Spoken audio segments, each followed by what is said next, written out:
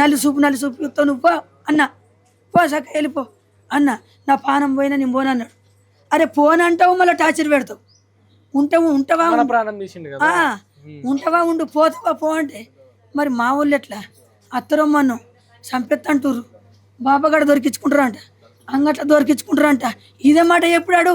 అరే నా బిడ్డ ఎంత తప్పు చేసింది, నా బిడ్డని ఎందుకు చంపేస్తారు, ఇదేం కరెక్ట్.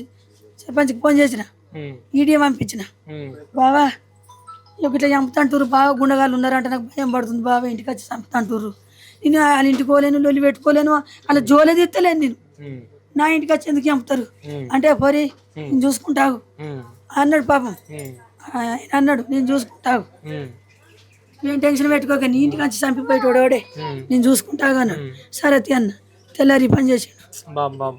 తెల్లారి ఎంతగానో కట్టపడుతున్నా నేను, అయినా పో పని 10 సార్లు అన్నా, నేను పోనంటివి నీకేం తక్కువ చేసిందా? నిజంగా అంతగానం కట్నం మీదనే ఆశ ఉంటే ఇడిచిపెట్టిపోయి ఇంకోరినైనా చేసుకునేది ఉండే, విడాకులు ఇచ్చేది ఉండే. పో నేను అత్తంటానా, ఈడాకులు ఇచ్చిపో, ఈడాకులు ఇవ్వకుండా వెళ్ళిపో, నువ్వు వద్దు కసరం ఉండవు. ఎందుకంటే నా బిడ్డ మనసు ఇరిగిపోతుంది, మళ్ళీ పిల్లమవులకు సిడం పడదని నా బిడ్డకి ఏం చెప్పుకోలేను నేను. తక్కువ చేసినావా మనకి ఏ లోటు రాకుండా చూసుకున్నా.